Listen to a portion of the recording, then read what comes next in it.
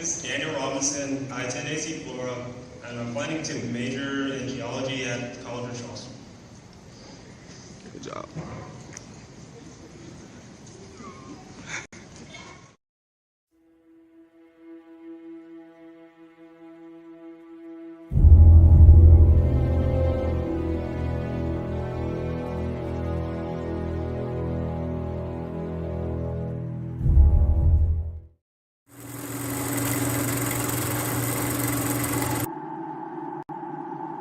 When the lights and camera turn off, I will be here.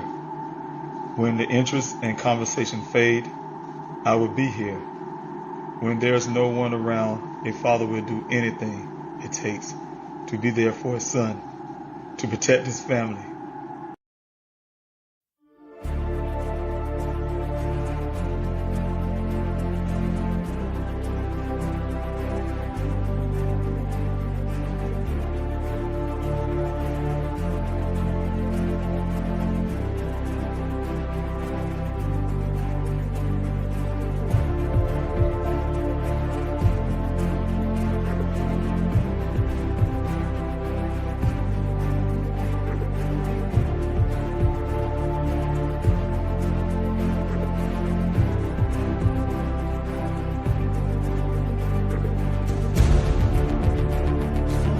David.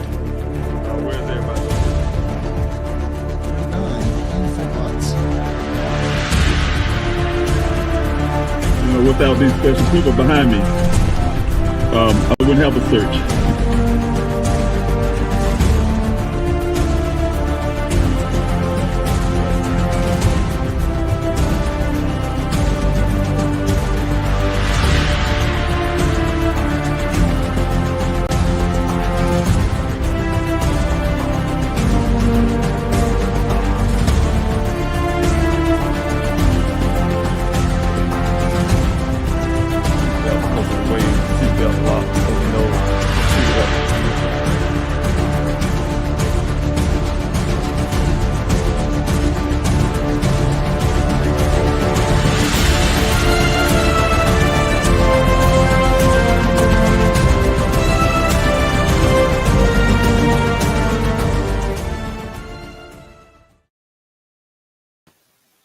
Hello, everyone. Dave Robinson here. I'm the father of geologist Daniel Cornelius Robinson. Thanks so much for joining in with me on this live stream.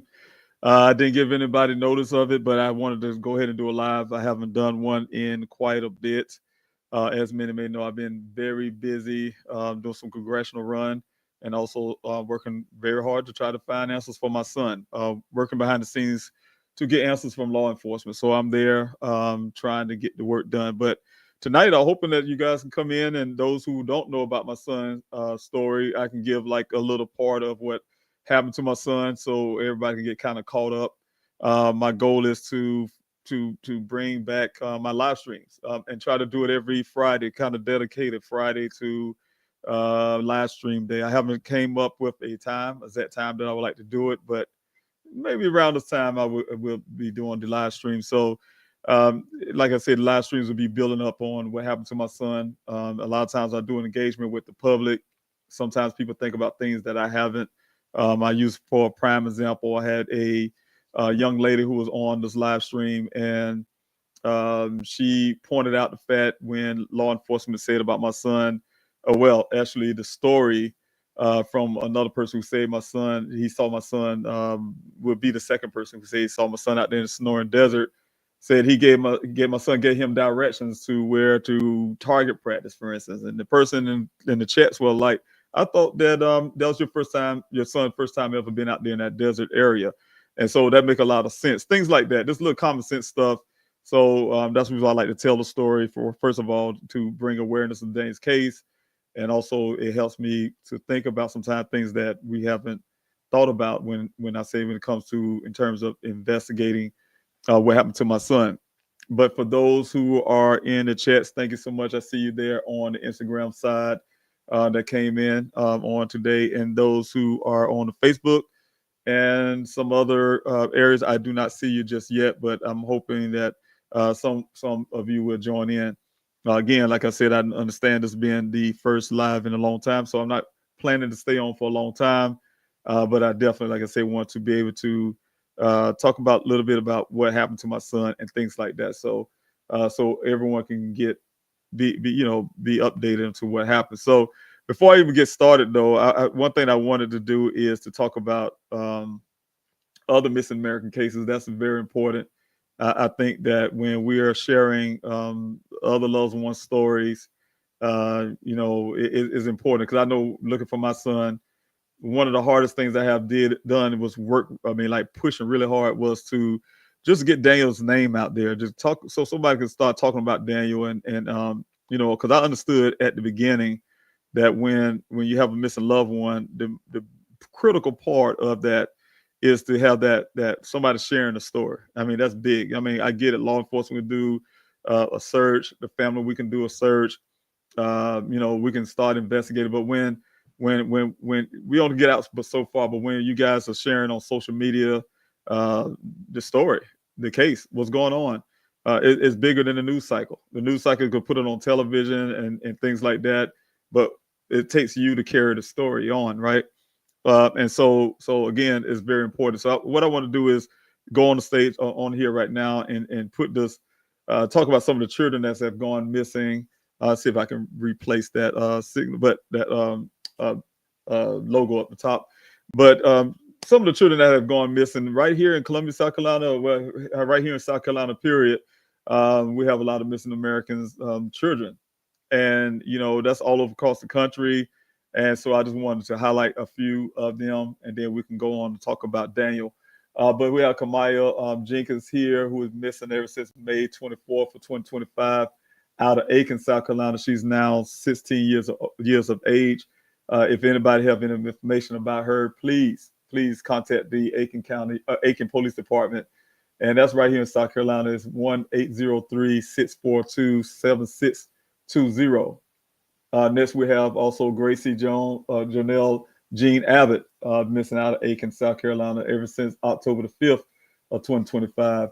She's now 16 years of age. If you have any information, you see the pictures here. Any information, you can reach out to the Aiken Department of Public Safety. That's right here in South Carolina. It's 803-642-7620. Then we have here Khalil Shaw.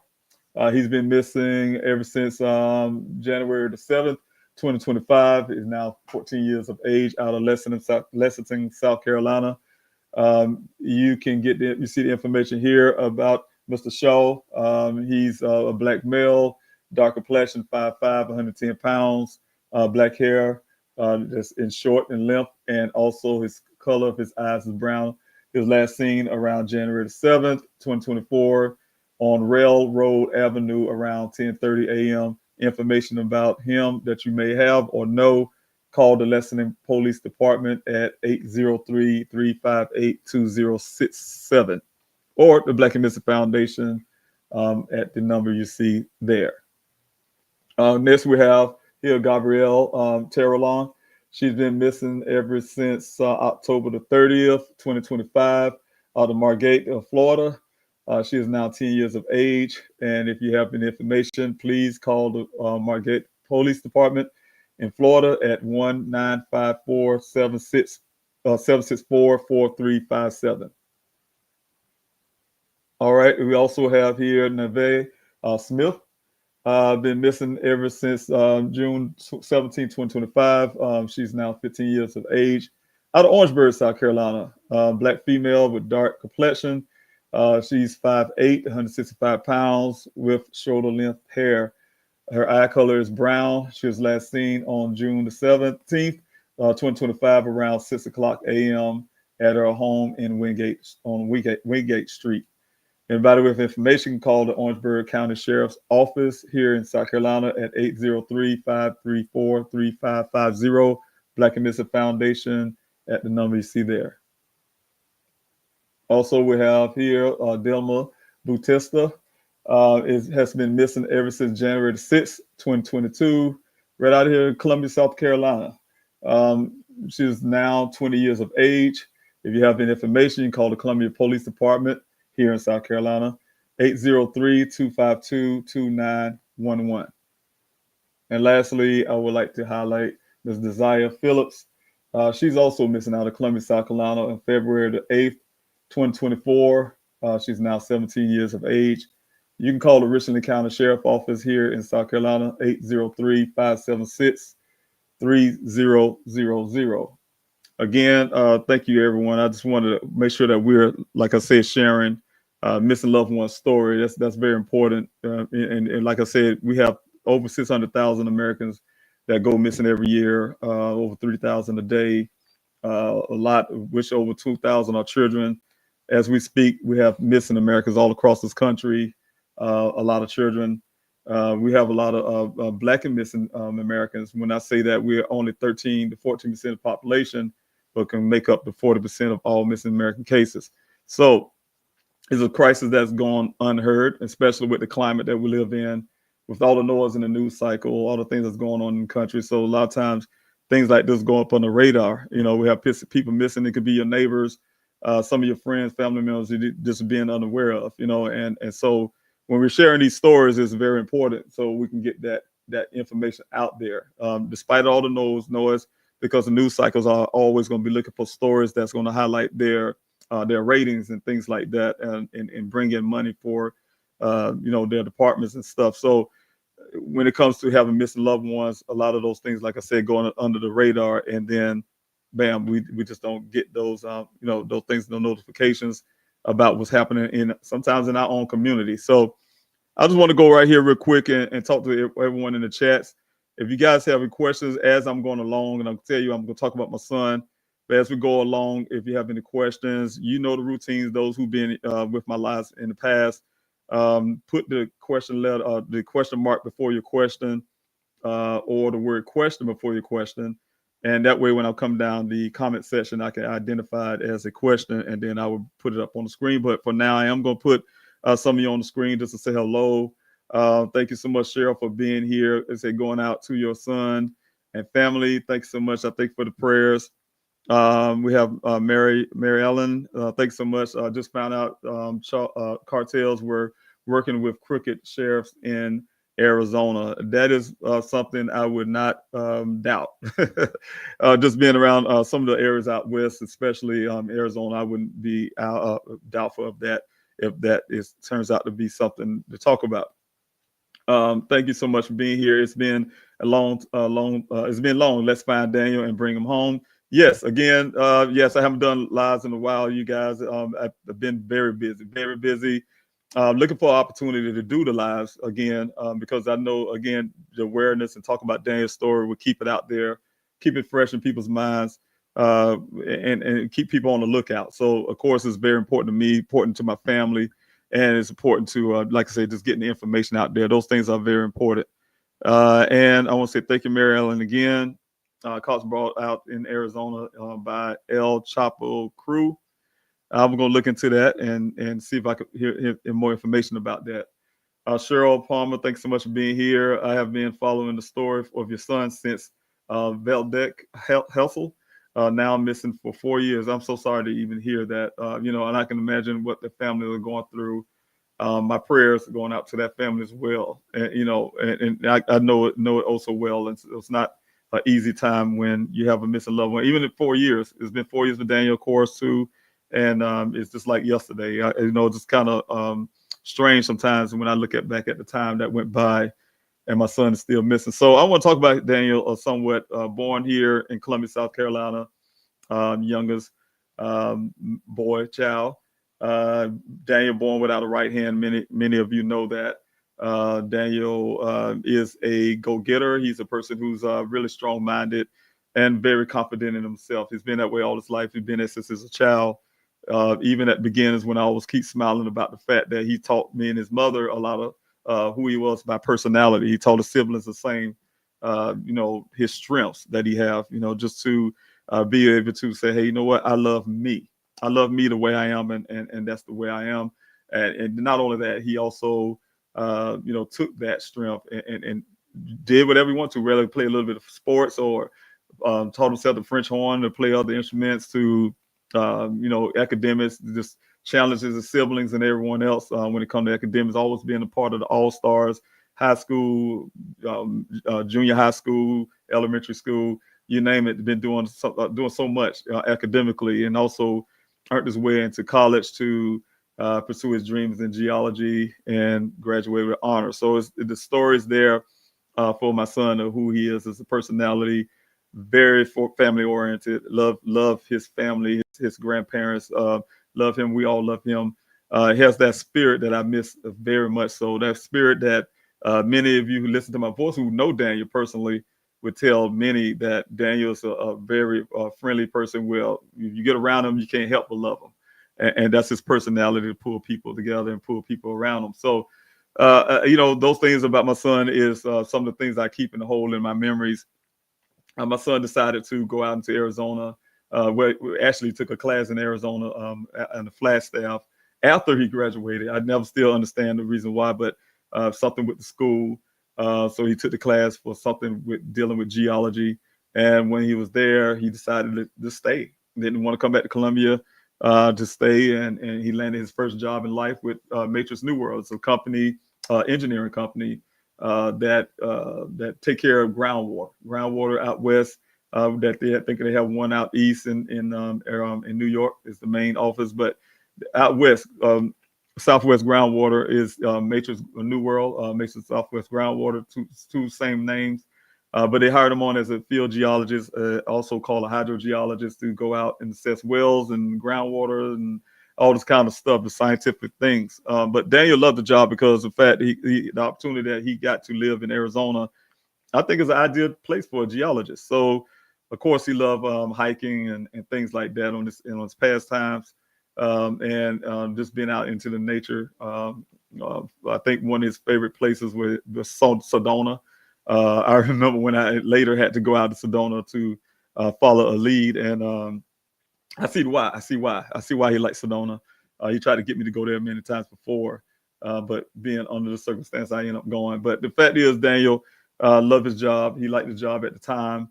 Well, I say it started getting kind of rough as he was coming up to where he ended up going missing. But outside of that, he loved the job, as in to go out and different places, get to move around, not to stay in some office and things like that. So Danny's an outdoor person, so he really liked being out in the outdoor and doing his job. That is, like I said, assess groundwater. But anyway, on June the 23rd of 2021, my son was assigned, which they always do get assigned to various well sites or various sites where they're drilling, for groundwater. And all across Arizona. Arizona being a desert state, they need those groundwaters have to be wells have to be in communities that are being built by law. Have to have, I think, 2 well sites to rely. That community need to rely on the groundwater because it is Arizona, like I said, desert state. But his company job as well is to assess those wells to make sure they can produce 100 years of water and recharge itself after those 100 years and also things like that. So his job is very important, to make a long story. Very important job, but he went out on June 23rd, 2021. He got assigned to well sites for what I was told. And he went to the first well site without incident. Outside of that, I can go to the details about it. But he was assigned to a second well site to meet one person out there in the desert, the Sonoran Desert. His name is Ken. He went out to meet him the first time he's supposed to be meeting this guy. And I'm just going to go to the outside of the story without going to the details. Part of me really want to get deep dive into it, but I'll be here all night. But the outside of the general idea of Daniel's story, he met the Ken on Sun Valley Parkway, outside of that desert, and outside of the area where they would be working. He met him on the side of the road, according to Ken. They just had a brief conversation there. My son followed him into that desert. They went 1 mile west, 2 mile north to get to the well site where they'll be working. Once they got there, it was at 9 o'clock that morning. Ken said my son and he had some conversations about the weather. And from there, my son just abruptly just waved at him like he's leaving, hopped into his vehicle to never be seen again, drove off to never be seen again. Ken said that he later decided to follow those tracks to see where Daniel went.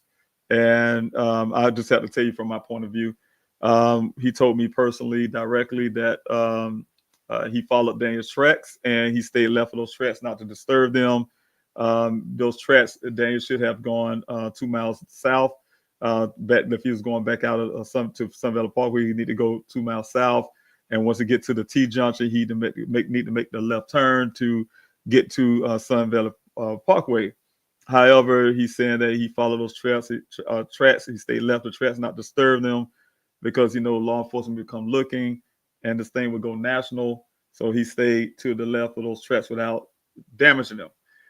He said he knows the track went right, further out into the desert, went out west, in other words, further out into the desert. He followed those tracks until he got to a wooden fence.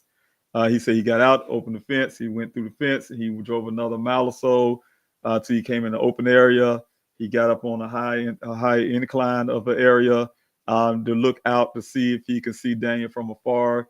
And then he decided to paint the rocks with red paint to show law enforcement where to come look. And so those are the first parts of Daniel's story that was given to me, partially by law enforcement, partially by Ken. From that point, I can tell you on my end, my daughter, that day on June 23rd, it was late here in South Carolina with 3 hours. Around the same time, I think this weekend, we actually moved the time back again. But it was around this time when actually it was in June. And that's when it was 3 hours difference, is what I'm saying. It's going back to 2 hour difference from Arizona, but now it's at 3 hours of difference. And so, of course, it was a little later here in South Carolina than it was in Arizona. By the time I got that call from my daughter, who was really frantic on the phone, and say, "Hey, look, someone came to her house. She don't know who this guy is. Say he know Daniel. He say he been to her place before because Daniel brought him there. I guess that's why he's sitting outside, obviously. And he said he just came to see if Daniel was there. He explained that they haven't seen Daniel since that morning. And so that really made her really uptight. She, of course, gonna call me, her father, and tell me what was going on. I remember I was sitting on my favorite area in the back, on my back porch, just watching television when I received that phone call. And that one phone call changed life. Make a long story, I had to end up trying to get a welfare check. It was very difficult to even ask law enforcement for a welfare check, especially with the climate of things that was going on at the time. It was right after George Floyd situation, and some of these things where a lot of people getting shot, a lot of Black Americans getting shot just for making a phone call. And so, of course, it was hard for me to actually ask for that welfare check when I wasn't there to watch law enforcement while they were doing so. But I was ultimately able to do it, which was denied at first.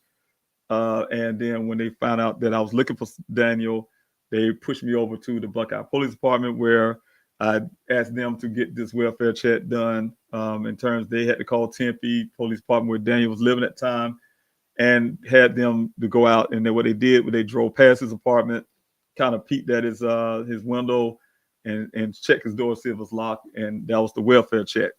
I also put in a missing person report, or I tried to. They told me I called too early.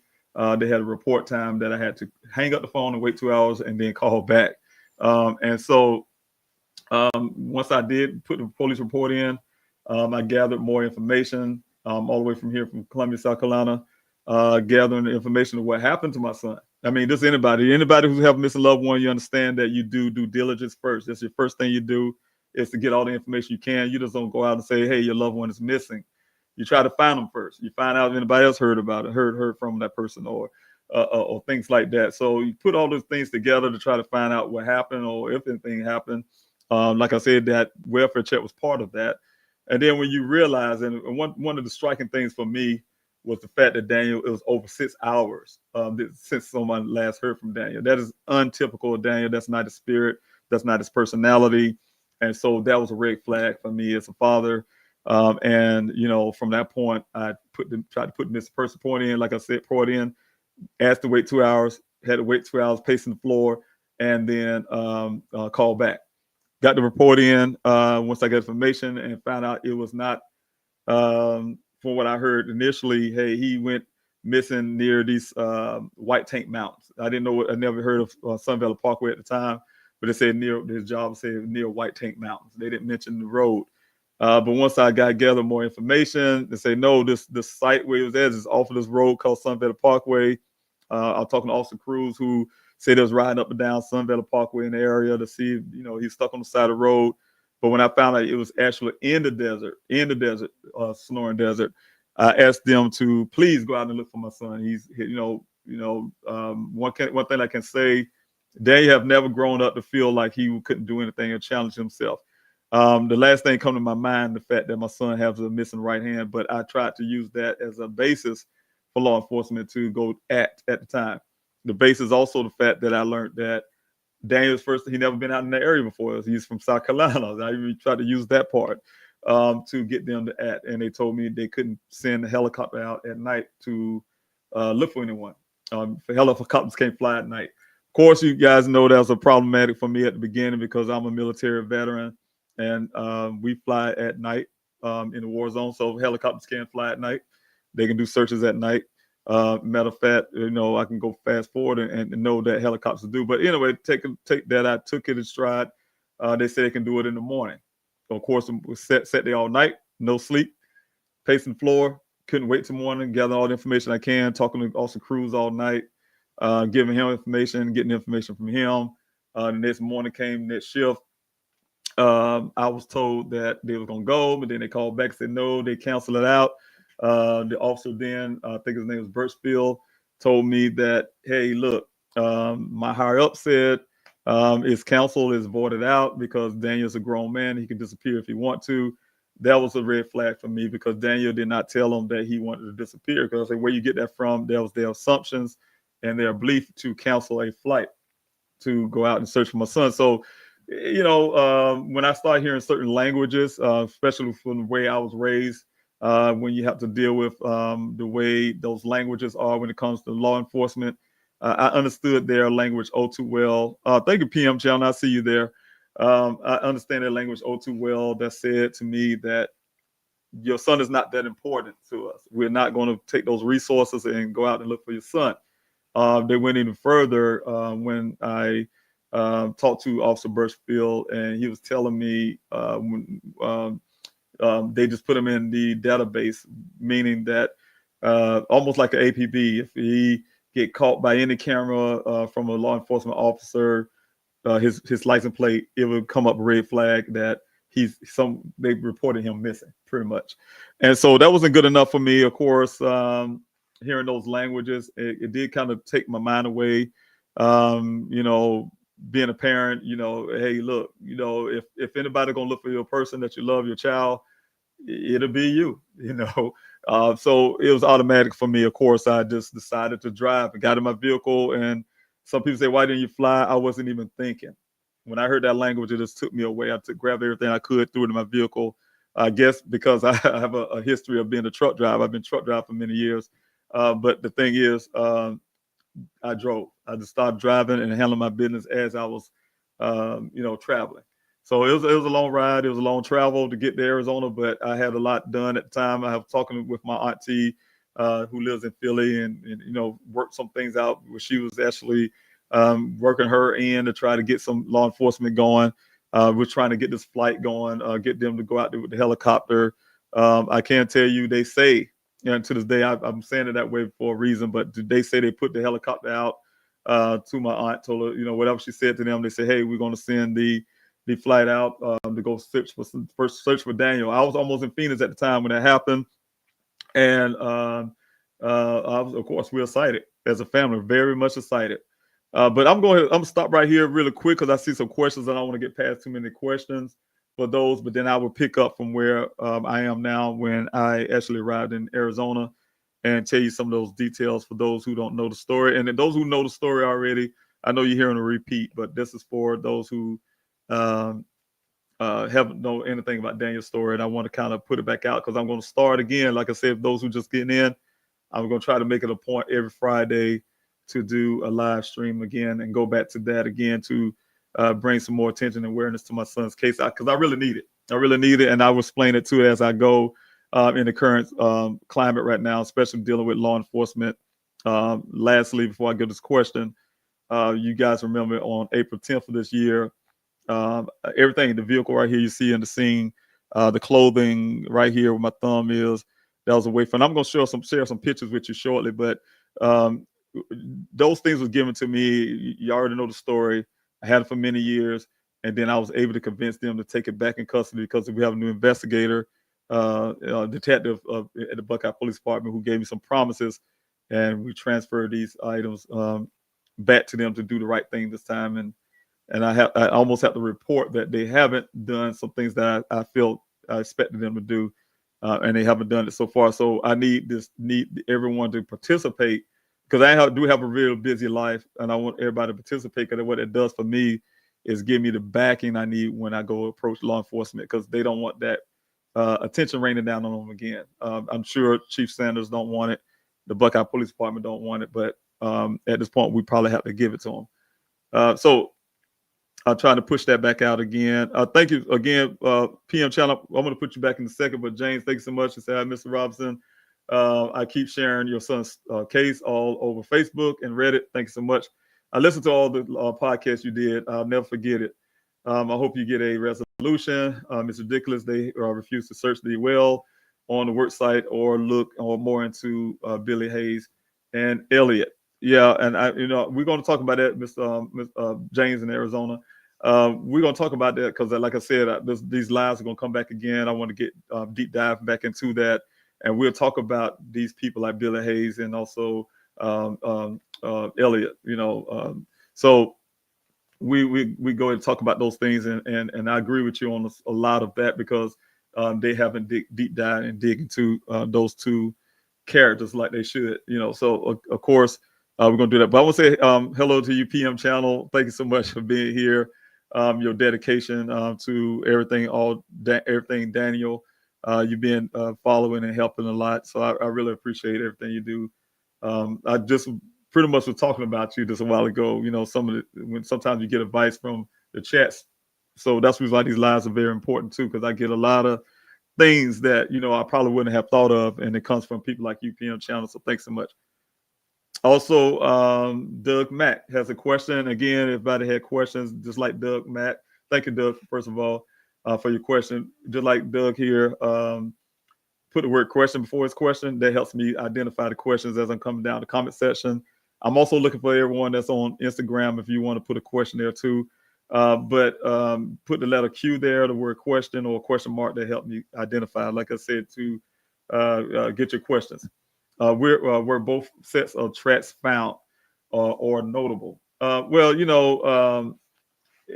did a video, and I probably would play this too, Matt, Mr. Doug. I had, I have my disagreements with some of those things that was said about what Ken said. Is first of all, and the fact that law enforcement didn't scrutinize the story and just put in their report and just leave it the same. The thing is,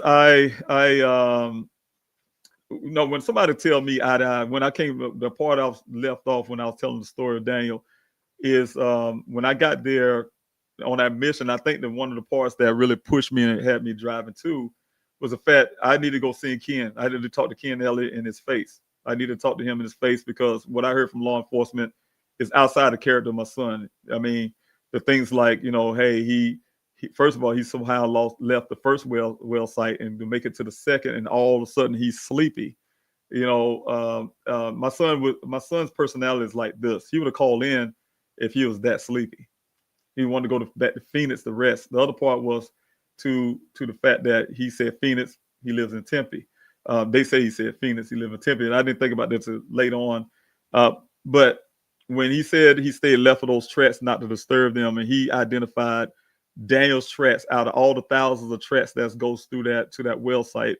When I say thousands, it's a lot of tracks. And what I did is a video after the monsoons in Arizona and things like that. And a lot of these things do not get washed away. So what I'm saying is, even right after rain and you drive, those tracks pretty much look the same. So his identifying that those tracks belong to Daniel after 15 minutes, only 15 minutes so far is what he said they was at that well site. and it was already raining, what was to say that was one of his tracks or somebody else's tracks or whatever the case may be? Because when you go down and you actually out there in that desert on that terrain, the where that dirt is made and or the sand or whatever you call it, it makes me question his whole idea that he actually can follow those tracks. And the fact that he told me stay left of those tracks, not to disturb them, it was no room in those little trails to be able to do that. So it's a lot of things that is to stand out. So with both of those tracks you said was found, it's a lot of tracks found. You know, I can go back. I've been doing desert searches out there for straight 50 weeks now to this year, 2025 is straight 50 weeks of desert searches. And I can tell you, we can go back out into where Daniel's vehicle was found, and we'll see some of our tracks that we have with our UTVs and ATVs and some of these other Jeeps and things like that. It's still on the ground after all the rain. So I'm saying is I don't see how they saying the rain washed away some of the tracks, or the rain caused him to be able to see this track right here when there was multiple tracks. And I'm telling you, I've done the whole video, and I probably would play it here, and so everybody can actually see it for yourself. And you can say, well, how after this little time these tracks look fresh, like they was just made yesterday. So what I'm saying is, no matter what trail I take, no matter what area I go, the tracks that we know we crossed over to make just to get to a certain point, they remain there. They kind of almost get like imprinted into the dirt. But that's something else when it comes to that. But thanks so much for that question. I do have Dana Whitman. Thanks so much for being here. I haven't kept up with wow anything new, and I would get there, Miss Whitman. Like I said just a while ago, I will be doing some more live streams, and I see you, Katrina. Thank you. I see you on the Instagram side. I'll address that question in a minute. Yeah, I'll be doing some of these lives again, so I can start updating people, everyone, all of you, what's currently going on. Because, like I said, what I was alluding to earlier is that I need your help, and that's why I'm coming in, because many know I'm running for Congress, and my congressional run came from my son, my efforts to find my son, my efforts to help anybody who have missing loved ones right now, help your family. I crafted some legislation, and I'm not even a congressman yet, to try to help families. So what I'm saying is, I'm busy trying to do that. It's a very busy thing trying to do that, trying to pivot from being a regular old retired military guy who has a missing son and try to get into politics to make something happen for missing Americans and so on. It's difficult. It's the time space is, it just don't work together. So sometimes that's the reason why I wasn't on here for a long time. For those who just see me on the live again from a long time, it just the time allotted for me to do this is very short. So, but thank you so much, Ms. Whitman. Thank you, I appreciate it. I have not a comment, but I'm gonna do this real quick because I want to get back into the story, and then I'm gonna do the comments, and then and the questions. And I'm gonna highlight your Mr. Whitman, Mr. James, Arizona. I'm gonna highlight your comment, and then I'll come back to it. Katrina, question was on Instagram. Are you planning in Katrina? Thank you first of all. You know, we are family, and your loved one, Kaya, is on my mind, and your family. You already know we're very good friends, and I really appreciate you, Katrina, for being here right now. I want to say that first. Thank you so much for supporting me, and I appreciate you. But thank you so much for your question too. Are you planning any in-person events for Daniel before February event in Indy? No, not before February, but I will be in Indy. You already know that. We talk about that. I'll be in Indy for your event, and yes, I'm really looking forward to it. And but yes, since you went ahead and brought that attention, I do have plans for event in Arizona, and that's going to be in possibly May. So those things are being arranged right now for those who are listening. Look out for that. I will be announcing that pretty soon. Just trying to put the little small points together.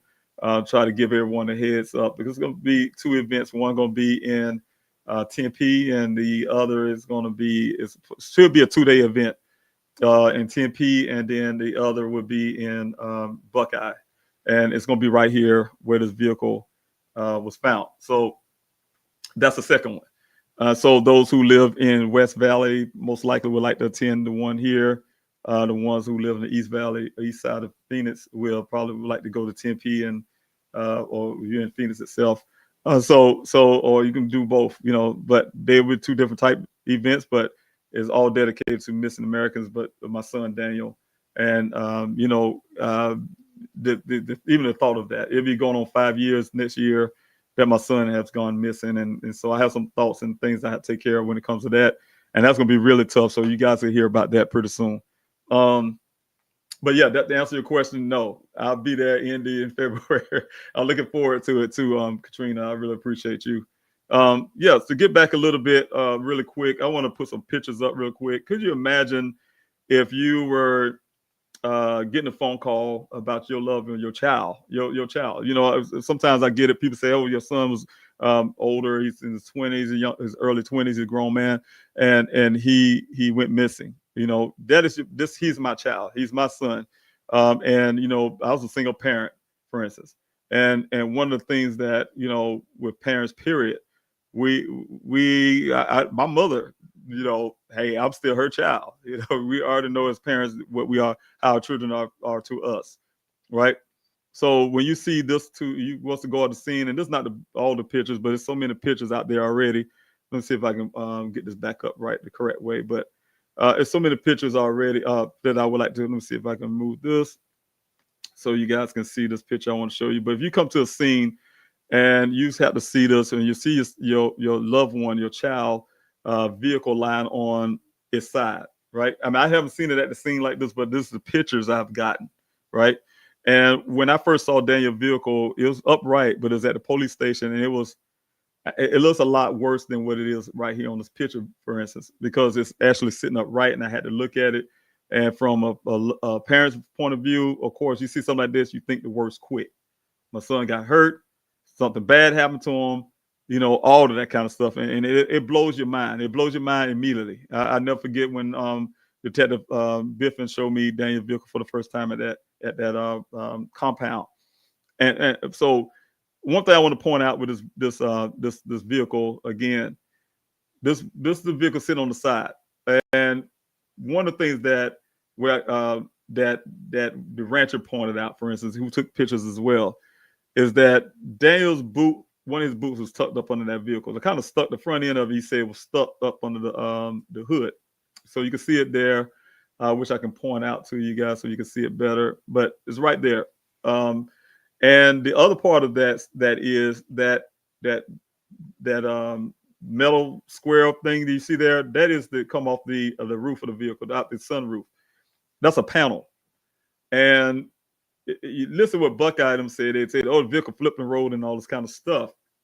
But that panel is stuck up under there, as well as that boot. And the initial story was that somehow that sunroof, Daniel kicked his way out of the sunroof, and that's reason the glass is on the ground, right? That's what they say. But everybody knows Jeep Renegades do not have glass for a sunroof. They just have panels, and then you literally have to use a key to take that panel off, right? So they have a key that's stationed in the back of the vehicle near the spare tire, right, section.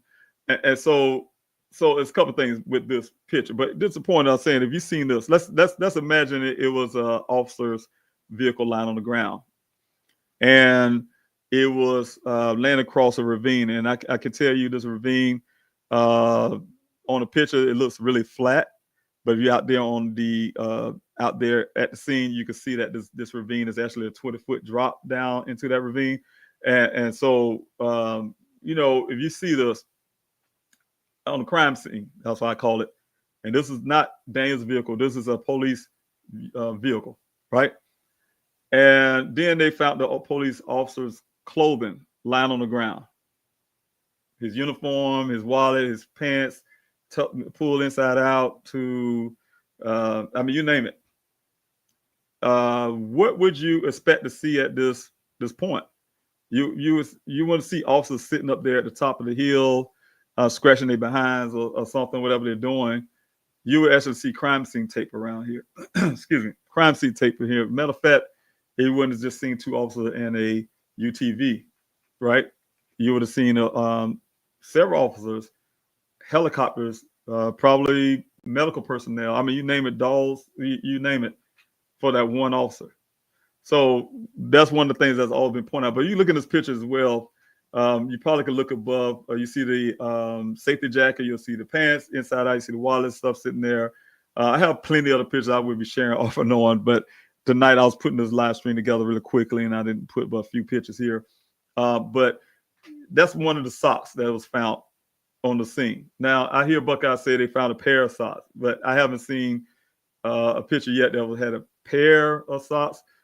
Maybe I'm looking at the picture wrong, but I can tell you my investigator later on found the other matching sock to the sock that you see over there near the well site. So that was another thing to even just point out. So I have little questions, like I said, when it comes to the scene when you see the vehicle, like I said, is sitting on the side, is on the lying on the passenger side of the ground, and lying on the side. And so we start seeing all of this right here, and the fact that during the time when I was out in the desert, and I was already in the desert, you guys, and when this happened, that vehicle showed up on July 19th. I probably was on my, I want to say sixth search or something. I'm not sure, but I was on many of searches, right? When I say many of searches, we were doing it all, not just on the weekend. That was the public search. We just call that the public search. So when you hear me say, oh, I've been doing searches for 50 weeks, that's only counting the weekends. But we also had searches doing out the week. We have people going out every day. I have one name, her name is Penny. She's out there all the time. She's probably out there now. Penny does a lot to try to help look for Daniel. So, but it's a lot of searches been going on. Not including the city searches that I had when I leave this desert, I go straight into the city. That's the things I never ever mention in the public eye. But those who listen to me now that have been a part of the city search, I want to give them some thank you too, because every week was almost like 40, 50 weeks of city search and flyer distribution. So there's a lot of money and a lot of things going around to get this stuff done. And so it was just like a one stationary thing. Oh, we're just out in the desert and that was it. So what I'm saying is we have people on the ground when this vehicle showed up. And I promise you, everyone, I wouldn't doubt that the people on the ground would actually pass this area. So that's why I know this vehicle wasn't there for 30 days like law enforcement wants us to believe, for one thing, because we're doing these things called hasty searches away from that well site, because that's the only thing we can go by at the time. We didn't have no vehicle. We just had the information from Ken. We had the information from, certain things, and we just use our, some people have skills. They like to go hiking. So I had sometimes 200 people out there, and nobody saw this vehicle, to make a long story. And so, but when this vehicle showed up there and it was sitting in this so-called ravine, and law enforcement wanted to cover it behind and say it was out there for 30 days, we just didn't see it. They say they did a search. They say, oh, we did this search with Civil Air Patrol. And I can't say they did with Civil Patrol. Civil Air Patrol had 4 vehicles that went out to go look for pickup trucks. And they had one fixed wing aircraft that was flying over. I was witness that because I was on Sunnyvale Parkway, though they didn't want me to come on the desert. They made me stay out on the road. But they claimed they flew over this area and they didn't see any vehicle there, right? And so later on, they say, oh, we just missed it because the vegetation was too high or something. But if you look at this picture, what vegetation was hiding this vehicle from an aerial view, first of all, and then from the ground view, as you can see here, you cannot miss a blue vehicle. There's nothing blue in it. It was staying out, nothing blue in the desert, but that vehicle. You can see the safety vest is out there in the desert from the aerial view. The pictures that you guys seen that I put out here from the Buckeye Police Department when they, according to the rancher who was out there today when they said they did their search for Daniel after this vehicle showed up, he said they had no planes and helicopters, they had drones. But it's kind of ironic when I did that FOIA request with the Buckeye Police Department and to Chief Hall, and they told me they're going to give me all the pictures and stuff they took at that scene. Everything they have gotten, it was no mention in that whole bulk, and I still have it on their flash drive. It was nothing. This I'm telling you, this is a flash drive right here that they gave me. And what I'm saying is, there was nothing that shows any evidence of them having helicopters or dogs out there. So in front of pictures and things I have. So what I'm saying is, even with the drone footage, you can see that vehicle sitting there clear as day. You can see it better. You can even see the officers standing there with black uniforms on. You can see them too. So it wasn't no missing the vehicle if it was really there.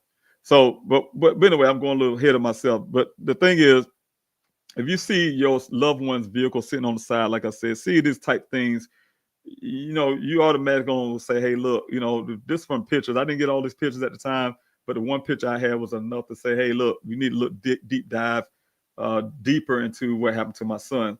Buckeye Police Department decided to say, hey, well, we know it was there for 30 days because of this, a hard hat. That was a hard hat filled with rainwater. That they say it was filled with rainwater. It was raining that hard in Arizona. It was filled with rainwater. But the question I always have is, okay, so all the water came in that vehicle. First of all, it's lying on the side. If you guys can remember, I wish I would have put different pictures up, but it was lying on the side, right? On the side here. I'm gonna put this picture up so it can help me a little bit. I have better pictures next time. I have all the pictures so we can talk about this detail. But the only opening in this vehicle at the time was where this panel is that you see on the ground. That's the sunroof, and then the driver's door glass is broken. The driver's door glass is missing, right?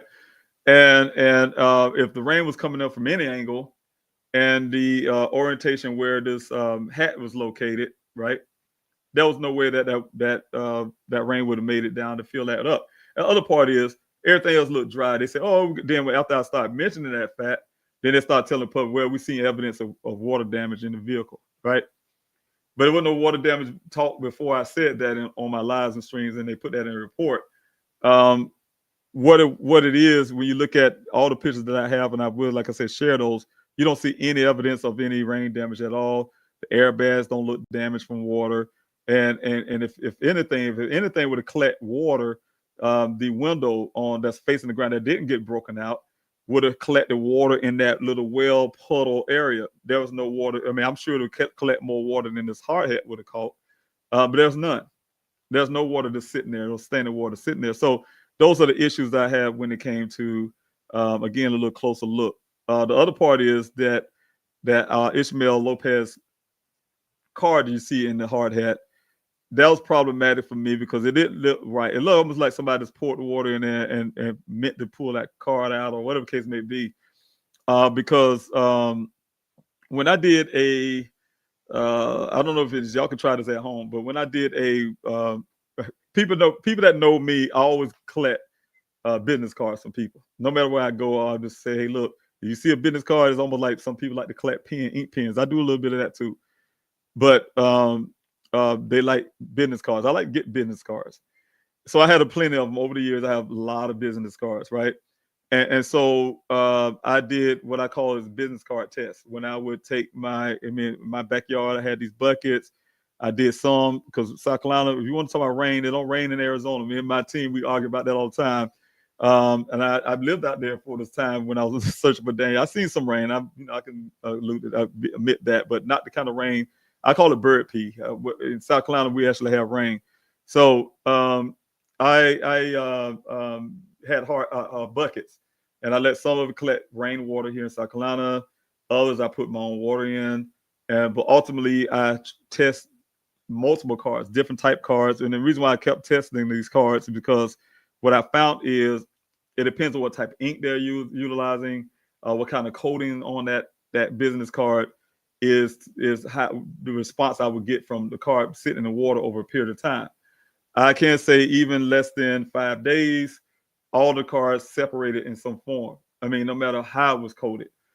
There's 2 layers to that card, so they always separate. The bottom layer always separate from the top, and some depending on what kind of ink they're used to actually print, some of them fade off, the lettering fade. But this Ishmael card, for instance, may be like some of the ones I found who had like almost like a wax coating on it. It would keep the writing and the ink intact, but the bottom and everything would start dissolving away, right? And so when I look at this card, it was too intact for me, for law enforcement to say, oh, that was 30 days.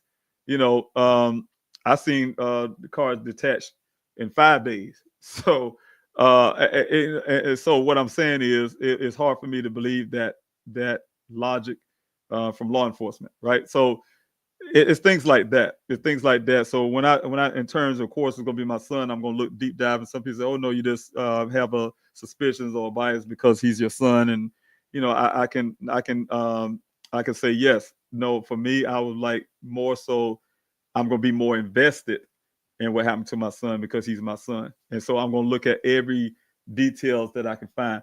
And Katrina, I see you have somewhere say the other sock was found at the site he was working. Well, it was a few, not right directly at the site, Katrina, where the second sock was found.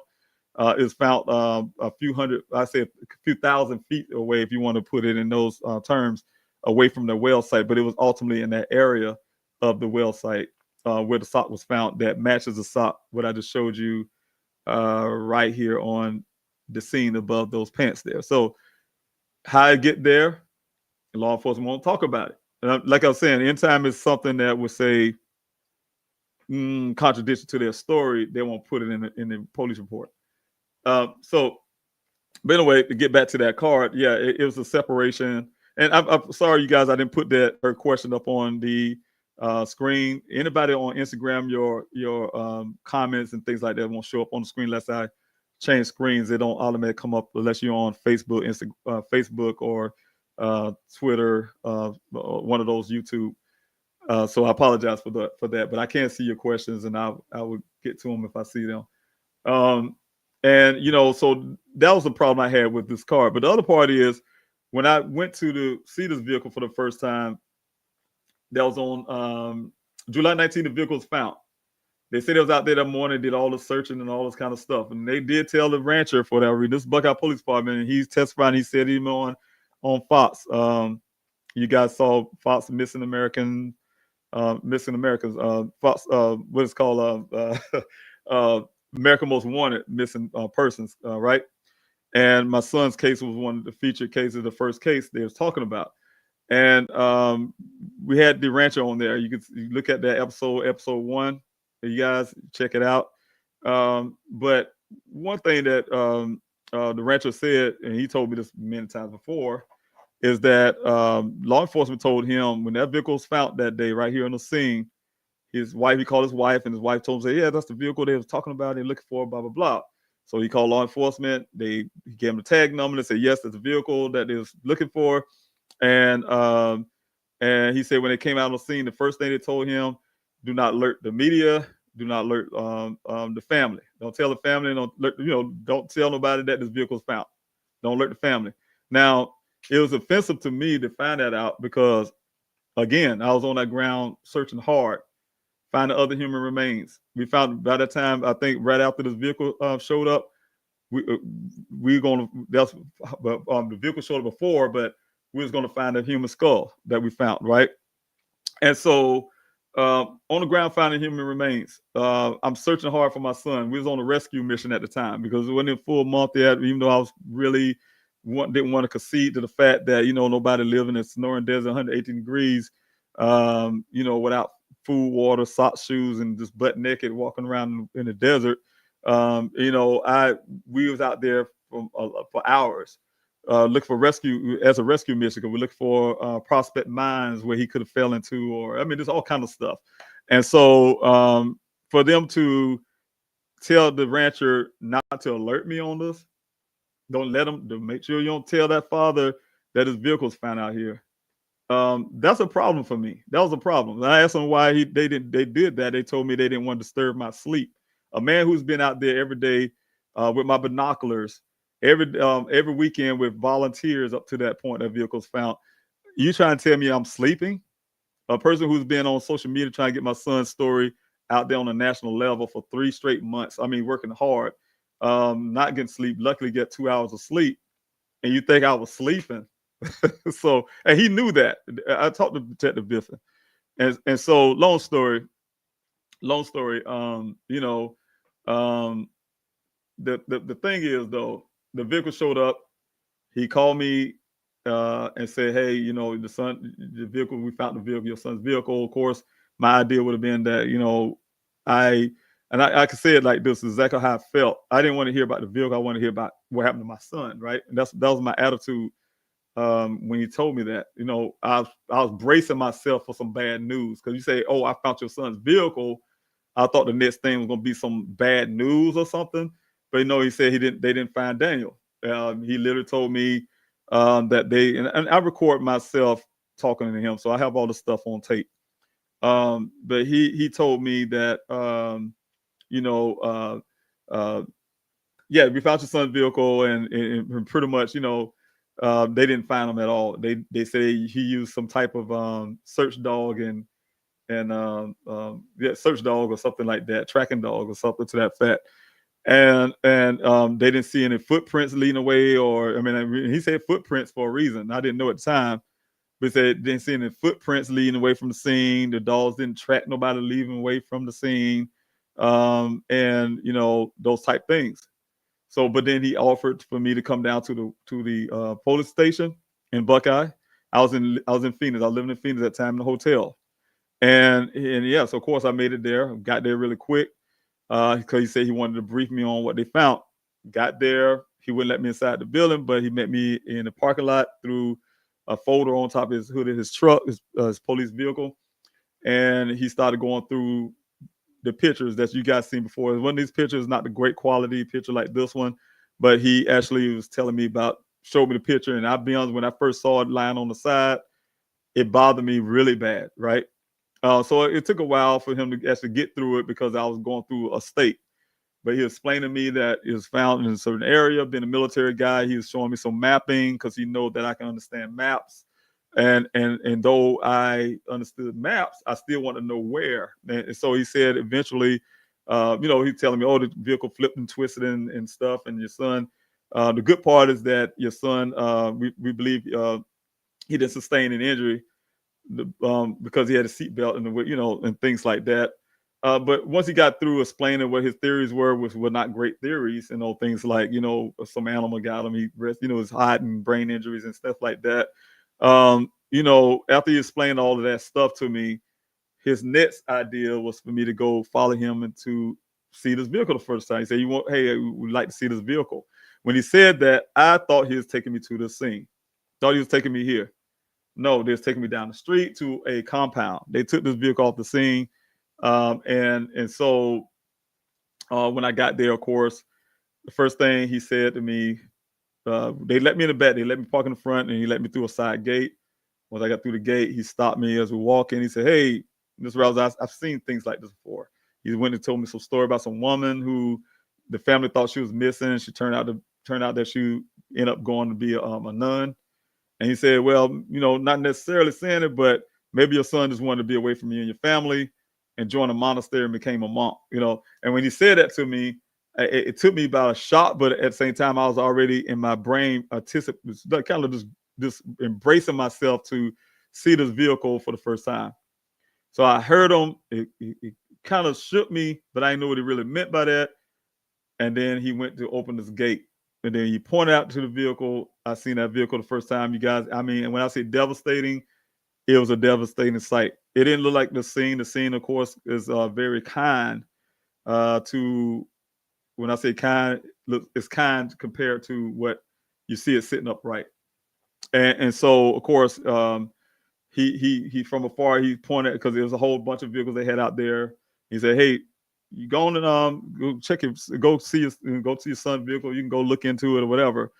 And I didn't know which one, so he pointed it out. I said, that's your son's vehicle over there. When I saw it, like I said, I was devastated. When I saw it, I was shocked. I couldn't. It's like my muscles in my body froze up. I couldn't even move. Right? And he said, yeah, go on over there and look in the vehicle. You know, I wouldn't move, so he started walking, and then I started walking with him. We got to the vehicle about 3 feet away. He's like, yeah, go and open the door and take a look inside and stuff for whatever reason. And I didn't move, so he opened the door himself. No, he told me to lift the airbags. That's what, lift the airbags and go in there, something to that effect. I wouldn't move, and then he lifted himself and held it up in the air, and I could see kind of through that broken glass what's going on inside the vehicle. And he said, yeah, go on in and check it out or something. And I didn't move, so he opened the back door, and when he opened the back door, the first thing I saw was this. and this picture that I'm gonna put up here.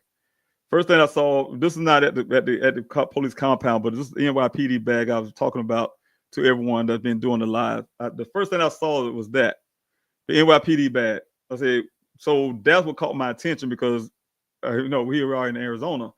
Now I can't say what when the hindsight looking back at it, but I wonder where that bag come from. But anyway, I said, what is this? He said, oh, I don't know what it is. And he just unzip it and start pouring the contents out of it on the floorboard at the police compound. And so, I mean, just treat it just like that. He didn't treat my son's vehicle as a potential some more evidence that can be looked into, or crime, or anything. So that let me know already. Hindsight now, Buckeye had their mind already set that they had no reason to look for anything, right? So, but I did see that bag, and so once he shook all the contents out, he tried to get me to look again. I happened to know some baggies on the floor. I asked him what those were. He said he didn't know. It's like these Ziploc bags with a bunch of dirt or something in them, right? I later found out hindsight, of course, that's part of Daniel's job. He go out and get these things called cuttings from the well sites. When they go down and drill, they had to pull back so many layers of dirt, or you could say, or soil that's down in the earth, and they can tell by the sediments what type of like bedrock to whatever. It's the science, the whole science of what my son does. And so they kind of can know, I guess, the levels of where those water's at, if they're drinkable water, this, that, blah, blah, blah, that kind of stuff. And so those cuttings, you probably can see, if they look real good, you can see a green next to that shoe right here in this picture, Ziploc type thing. That's one of the bags, for instance. There's a lot of them. And so that's when you look at the whole vehicle, and that vehicle turned over like that, I'm sure a lot of them bags bust open and dirt all over the place. But the thing is, that's what he did. They sent me those, and so what I'm saying is, everyone, it was really problematic. So I'm gonna stop there in the story. I'm gonna go to some of the questions, and then I'm gonna jump off this live because I've been on live stream for a long time, and I do really long-winded stuff, and everybody know me. I have a way of not knowing how to get off of things too quickly. So I just want to go ahead and go through some questions, but to remind everybody, my goal is to, like I say, do some more lives. I'm trying to make sure I get my picture back up here. I do some more live streaming. Oh, there I go. All right. We're gonna do some more live streaming, and that's gonna be I'll try to do this every Friday, outside of my campaign and stuff I'm doing. And so if you guys want to join in with me every Friday, I'm gonna try to do it at a time that I think everybody can be on. And what I do is always keep people in Arizona in mind. 3 hours away, but it'd be 2 hours. So if I was to do it at 7 or it'll be 8 o'clock our time here on the East Coast. It could be 6 o'clock for people out west. Give them time to be home from work or whatever they got to do. So I'm thinking about 8 o'clock p.m. Eastern time every Friday, or maybe 7. I'm just going to debate and see which ones work out. But I would like you all to come back and join and hear about Daniel's case, to help me share his story, help me keep his story alive. I took a lot of energy for my son, and it's something I would do again. A lot of efforts to fight for my son, and then it transferred over to a lot of efforts for other families out there. Like I said, crafting this legislation. The good news about the legislation as well, it's being pushed in January here in South Carolina. Y'all hear me talk about that. There's a lot of people out there now have legislations that they feel is kind of close to what I'm looking for in this legislation on Daniel Robinson's law. It just some things that take us a lot further when it comes in terms of some things that I know we need here in this country. So I can't say I wrote it to be a state law. That's why I'm pushing it here in South Carolina. I have a senator who now we're trying to get it on the floor in January session. And then I have a federal form of that I plan to take with me once I win in November next year, to take it to Congress with me. So to get it done nationally, right? I'm gonna try to push really hard. So what I'm saying is I have a lot of work that I'm doing. I'm really busy. And, so if you guys don't see the lives, and no, I didn't move on from my son. I would never will move on from my son. Common sense stuff, of course. People say, hey, I see people all the time, like, when is your next search for your son out in the desert? I don't have any plans to do any searches out there right now. And the plans would be based on new evidence that I find, funding, of course, because there's always been places that could be searched and that have never been searched that we had part of our grid. Believe it or not, after 50 weeks of searches, there's places that haven't been touched. And, that always in my mind, what if you'd have did that spot first, so I can go down the rabbit hole and think like that, and run yourself crazy and make you feel guilty somehow you missed something. At the same time, I had to be logical about it and say, you know what, it costs money to do searches. It costs time, people, all this kind of stuff. So I had to be very strategic when I decided to do another search. So right now I don't have any in the working. I can tell you that, unless you hear me say I have a search coming up, you best believe it's a reason. And right. So that's one thing for sure. But I definitely need you guys to continue help for everything I am doing, trying to push, like I said, this legislature, trying to push the win to get in Congress so I can do some work. I'm really still needing your help for all kind of other reasons. I have that $70,000 debt I still have because of all things Daniel. So what I'm saying is, everything you guys do helped me out tremendously. I mean, like tremendously, the whole efforts, this foundation I've been pushing, unfortunately, because of financial fundings as well. Dad's is slow moving, not doing anything what I would like for it to do. So I'm really pushing really hard for that. So I mean, it's a lot. There's a lot of things going back and forth, just constantly doing stuff. So, but yeah, come on this live, come on the live stream, hear what I have to say. Share Daniel's story still, please. If you guys can do that means a lot.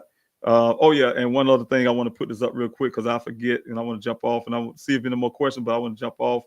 I want to share this real quick, and those who've been through it before already know. Daniel Ross, please help find Daniel.com. Please help find Daniel.com.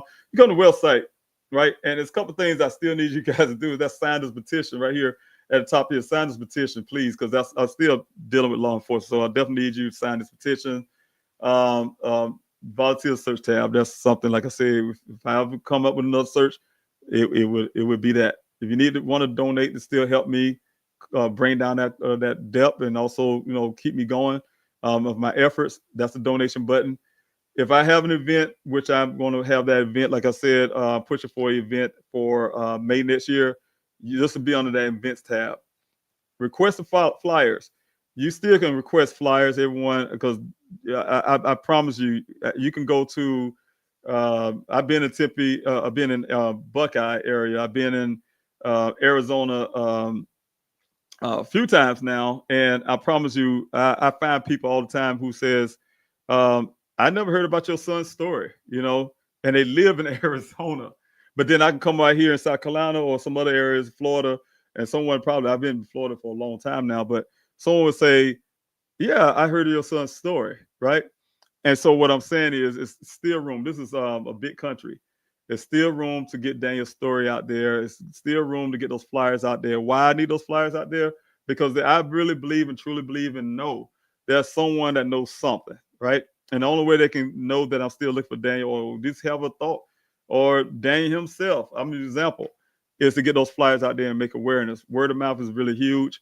And if you guys can help me by requesting those flyers, you can do that here. And if you want to help me out financially, because like I said, there is a $70,000 debt stuff going on and all this stuff. You can print those flyers out yourself right here. That's a PDF, the version of it where you can print it out yourself. They help me with funding, without the cost or whatever. Because if anybody printed out anything, it's not cheap. The flyers, the stuff like that, to print out bulk flyers and things, get them done. It's not cheap, so that helps. Also, the mail-in protest. I'm gonna go down here, right here. You come down on the same screen. The mail-in protest is very important. You got I like to call these picket signs. All these things you see here, these are picket signs. These are what I designed these back when I was pressuring Maricopa County Sheriff's Office to take Daniel's case. Sheriff has on since quit, but this was what I was going to use this as the picket signs to do a sit-in at the Maricopa County office, and then do a live protest at the Buckeye Police Department. And so what I'm saying is this is what you still can do, and what we're doing instead for those who want to be a part as well. Say, hey, I want to be a part of the protest, but I live in wherever, right? And they want to be a part. And so I came up with the mail-in protest to still protest, but you're doing it in the mail form. And you print out these 5 PTFs, one of the 5, well, all of them if you want to, and mail them in as much as you can. You can get churches, friends, everybody to mail. So my idea was always been to have thousands of these picket signs constantly hitting the police department, so they can never ever forget that we still want justice for Daniel. One thing that stands out to me is my favorite one is here. It said, if Daniel was a cop, what would justice do? What would justice do? We demand the same treatment if Daniel was one of your own. We demand a criminal investigation into the disappearance of geologist Daniel Cornelius Robinson. What do we want? We want justice. When do we want it? We want it now. And so that is one of the picket signs, that one of my favorites that I created. But also the fact that, like I said, you could take all of these and send it to them, and that will keep their attention, let them know, hey, this is not a cold case by any stretch. That's the information. Like I said, I'm going to talk to you guys. I alluded to that earlier, that there's information that I'm really trying to slow talk my displeasure with the Buckeye Police Department again. Because when I did it this time, you guys probably remember April the 10th this year, Mr. Petito came to my search on April 12th. We did a search, and everybody's making this big thing. The Petito's there with me in the search. But before that search, I was actually in the office with the law enforcement, Buckeye Police Department, with Detective Adams is his name, Justin Adams, and he gave us agreements. We did a custody exchange, used body cam footage, video, all the stuff, and I'm going to share that eventually. And we did this custody exchange in the agreement of the things they say they was going to do in Daniel's case. It hasn't been done, right? And what the disappointment part is that that's all I have left of my son. I went in my storage unit. You guys seen that on American Most Wanted Missing Persons when I had to go in that storage unit. Payne Lindsay was asking to, behind the scene, they were asking some things, but I didn't want to let nobody go through anything. That stuff I had to do myself. So it's a very painful process, right? To go through Daniel's things, first of all, and then to let things go. Because when I go let those go, I know I have nothing left, right? So when you start letting those things go, especially when it came to evidence that can prove a case or see what's going on in your loved one's story, you have to trust again. I have no option. I was pinned against the wall. I'm low funded. Don't have any more money to really push into anything. So what do? You trust God at that point, right? And so, long story with that, I feel disappointed because my mindset was, when I decided to do so, is a new investigator. We got Chief Sanders, Robert Sanders, the new police chief that came up after Chief Hall quit, and so I thought it of as being some type of reset with my relationship with the Buckeye Police Department. Giving law enforcement another chance, opportunity to, hey, let's do the right thing. Let's get this thing done. And then I feel like I'm being stabbed again, is what I'm saying. And so having said that, I'm kind of slow walking that sentiment because I never ever, and I never did. And I don't care what people feel. And I know some people so much pro police to their close their eyes and their ears to anything that's to them would seem derogatory against police when it's not. It's factuals. It's two different things when you listen to what law enforcement, they're the officials. So when they write something on a piece of paper, they'll say, this is official document. This has been official. But the same police department got the chief Hall at the time was suspended for that same department falsifying documents, falsifying crime statistics, things like that. So not every time you hear law enforcement, everything written on a piece of paper, on some police report is factual. That's their version. It's always somebody's version, and then there's the truth. Some people say that's two sides of the story. I always say that's three. That's my side, their side, and then there's always the truth, right? And so when I'm telling you something, when you look at things on the ground, it's a different story than what you're reading at police report, for instance, right? So again, that's the major upset for me right now. So what I need you guys to do is please do this mail-in protest. thousands of flyers, let them know, hey, we didn't forget about this case. And his father, he's still fighting. He's just so busy right now trying to make life for other Americans better by running for office. Something I have never done. I'm retired military. I could have easily sat back before my son went missing. What I was trying to do is recover from my time in service, my war experiences and things that was happening. And then I found myself from the desert of Afghanistan into the desert of Arizona looking for my son. And then turned from that, never took a vacation to this day. To this day, just out there, just trying to help other families and trying to push myself really hard to learn more about politics, just to get some legislation done for missing American cases. All these thousands of Americans go missing every year. For instance, I'm using an example. That's one thing. That ain't the only thing, the reason why I'm running, but what I'm saying is that's a big major bulk of what caused me to run in the first place, right? And so when you got all that going on in your mind, yeah, I need all the help I can get. I need all the help I can get from everybody who's listening right now. Like, say, tell people about this, what's going on. Tell people about Daniel's story. Tell them about what I'm trying to do. I really need everybody to join in and help me with that. So mail-in protest is really one of the biggest highlights for me to, and the reason why I say, I know it costs money. Again, when you guys pick one of these 5 PDFs and you click on one and you printing out these things, it's not cheap. And trust me, I know printing out anything, even on your printers at home, because that's what this mainly is. You know, printing at home on your printer, it's not cheap. You got to pay for your ink and all the stuff. Trust me, I put thousands of flyers all across this country, and I'm still putting flyers out. You know, and so I know the bills. One box of flyers a week. I'm easily spending $500 or so a week, and I've showed you guys on the live before some of the receipts from Arizona when I was printing those flyers out. And it's a lot of money go out every week just to get flyers out there all over the place. So it's not cheap, is what I'm saying. And so again, I need your help with that kind of stuff. You know, it helped lowers the cost. But this right here, the mail-in protest, is a little different. It helped keep law enforcement from moving on from Daniel's case. But I want to put this up, Mr. James. I told you I was going to do that. Let's see if I can. You said, I feel like the city of Buckeye is covering this case up because they don't have they don't want bad publicity, and for the new housing development, which is partially owned by Jerry Colangio, former owner of the Phoenix Sun and Arizona Diamondbacks. These developers and politicians only care about money, sadly. Every law enforcement and private investigator days is a known area for drug trafficking. They want people to coming in and out of the state to buy housing to believe it is safe, and I can agree with that, and a lot of that. Well, most of all of that, and the reason why I say that, well, I can say I agree with all of that, and certain sentiment, right? Because first of all, when I say I kind of had a little smart, I don't know anything about Jerry. I do not say his last name from the Phoenix Sun, the owners and stuff like that.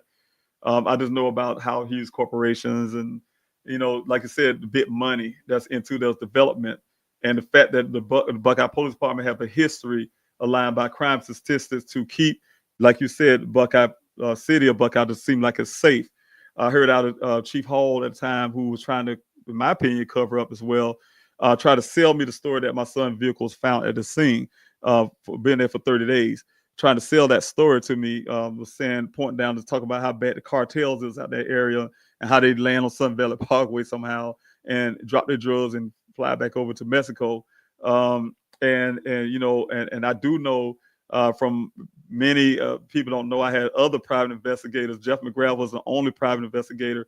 I had some what I like to call silent private investigators as well, who deals directly with things like the cartels and stuff like that, would say, hey, you know, these are the areas, the zones where there's human trafficking, where my son was missing, and the drug, and it runs straight through Phoenix, as a matter of fact. So some of those things, yeah, that's very knowledgeable of me. Some things that I had to consider and take into consideration when it comes to Daniel being missing. But yes, I really know that's because a lot of money. Could you imagine everyone, when I was, again, to piggyback on what you're saying, Mr. James, I agree with that because I remember when I first started my website. I used to have a site called Please Help Find Daniel. Was my first website, original. And then also there's a searchfordaniel.org that was created for just the searches for my son, right? I later engrafted that into this one website. I didn't have any use for the searchfordaniel.org any longer. Excuse me. So what I can say is I remember now with the human remains that we found. Now, I'm not a pathologist. I'm not an expert on human remains. I've been in Afghanistan, and trust me, I know I've seen some human remains before, and I hate to be so graphic.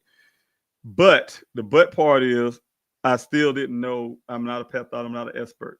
When you're in the desert out there, there's a lot of dead things out there. When I say animals eat animals out there. Yeah, we found some dead cattle.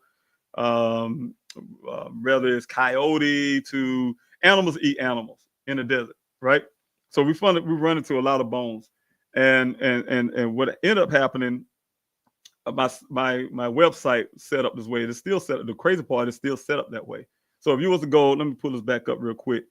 If you was to go to pleasehelpfinddaniel.com, and it's still set up, so you be careful. I'm telling everybody, you want to play around with that, you get contacted by the Buckeye Police Department or somebody. I'm thinking about in terms of taking away if I don't use it. But anyway, submit information. You click this button here. This will take you to a page where everything you put on this page will go to the Buckeye Police Department. I have it attached to them right now, even to this day. So it's saying here, notice you are submitting your findings to law enforcement. It's giving you a warning. Anything you put in here.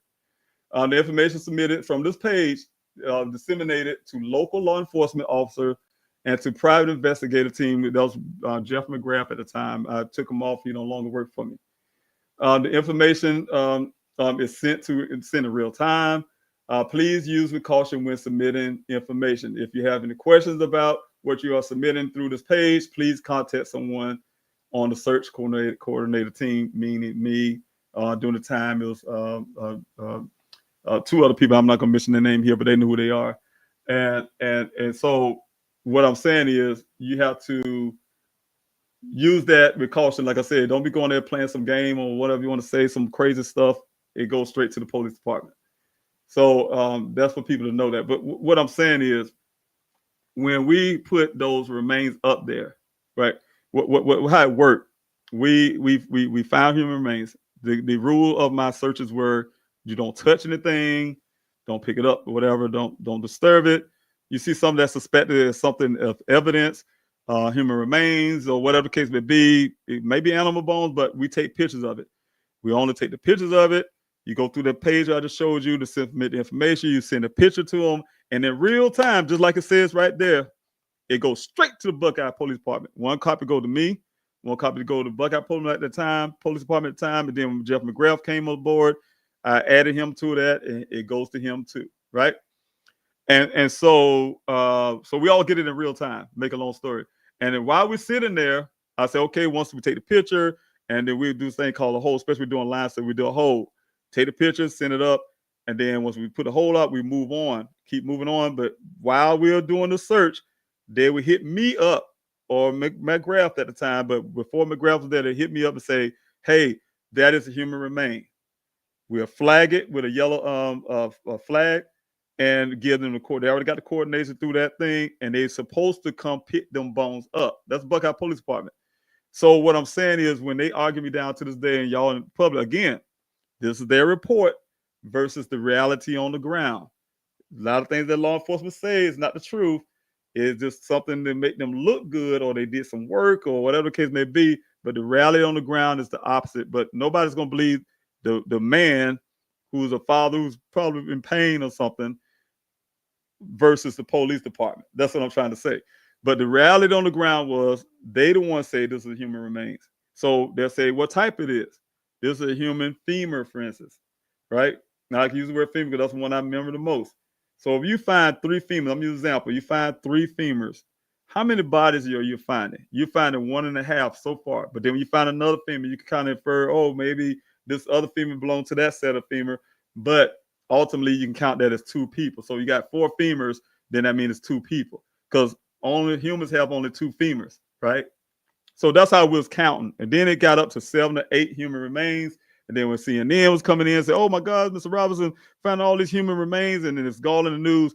I'm sure they was like, oh my God, we got this development out here. And could you imagine that they said they found all these human remains out here, and we put in development here, and people say, hey, you want to buy a house? And they say, man, you might not want to build a house over there, man. They be finding a lot of dead people over there. You know, you building your house on a graveyard or so. I'm just saying.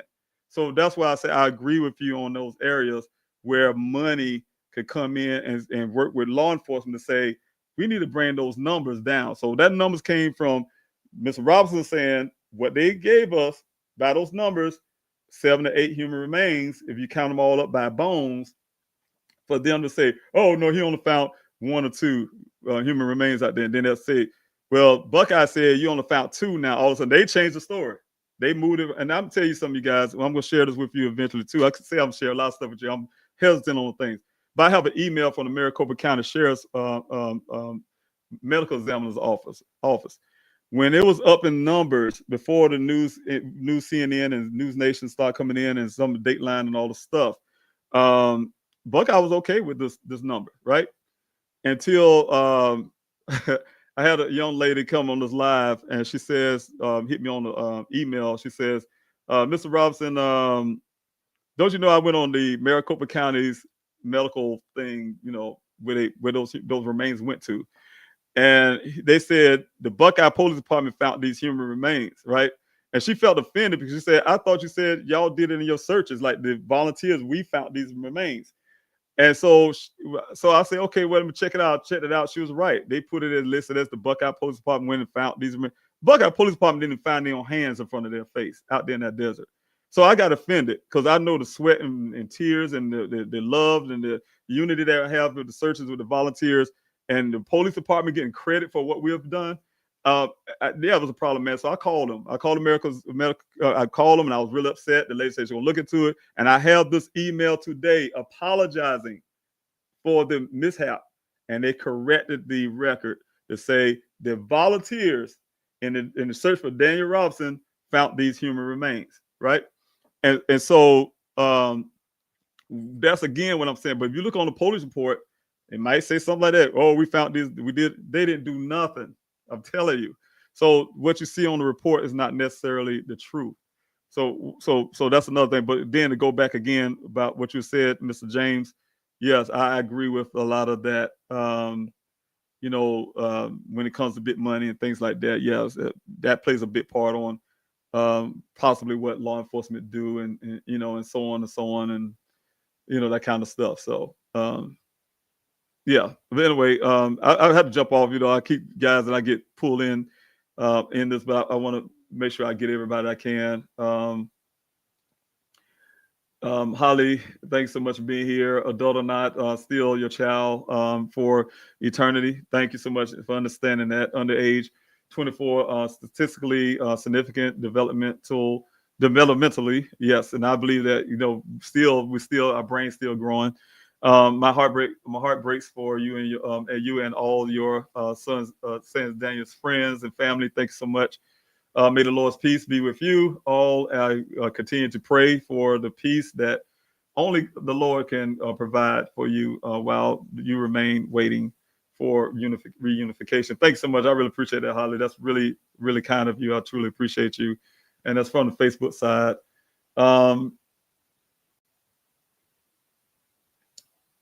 And thank you, Messer Lord. I see your comment. Yeah, thanks so much for being here. I truly appreciate you. Thank you from Oregon on the Instagram side. And thank you again, Holly. I really appreciate that. And thank you, Amy, for being here. Thanks so much. I really appreciate it. Everybody I haven't mentioned yet, thank you so much. I'm going to try to squeeze everybody I can. I'm going to try to jump off here. Praying for you and your family. Thank you, Anna. And let's see. Catherine, thanks so much. Praying for you. I really appreciate that. If I'm missing anybody, Tracy, thanks so much for being here. I really appreciate that. I got you right here. I truly appreciate you being here. Tracy, and see what else I got. James, I think I put this up already. There was a subreddit on Daniel's case that's locked down for new comments, but has a lot of good information. Bill Hayes claims and the housing development ownership. Yeah, and and I'm glad you mentioned that. I think I know what you're probably going to allude to. But I have someone that I will be working with, and he's been trying to help me get some. And those are probably good avenues for any content creators who's been my friends. And I have a lot of you guys. If you listen to me tonight, I really want to put a coalition together where you guys can help me on that front while I'm trying to do it, because I just don't have the time. To be honest with you, it's too stressing to try to do a thing. So what I would like to try to put together is us to talk and to collaborate together to talk about those details. And I think I know what you're going to. That is very, very something that everybody should look into and think about when it comes to my son's case outside of what law enforcement pushing. Hayes says he asked Daniel where the shooting area in Wagner Watch was, and Daniel told him. But that was it. It was Daniel's first time there. How would he know? And that's what I pointed out earlier on this live when one of the persons here on her name is She Rose Nation put a comment and asked the same question, and that always was in my head. It's like caused me to look at him as a suspect, because my son had never been in the area, so he wouldn't be able to tell you location. But I can tell you, not on this, because this will take another hour or so for me to talk about. But next time on this live stream, you guys ask that question again, I would tell you what law enforcement told me when they finally talked to Billy Hayes and what all went down from that. And you will be like, you start asking questions about law enforcement. But anyway, also Hayes has been in prison and has multiple drug and weapons charges. He has a felon, and why he is allowed to own a gun, and why he's allowed to get away with impersonating an FBI agent. And that's where I was going to go at, but you said it for me.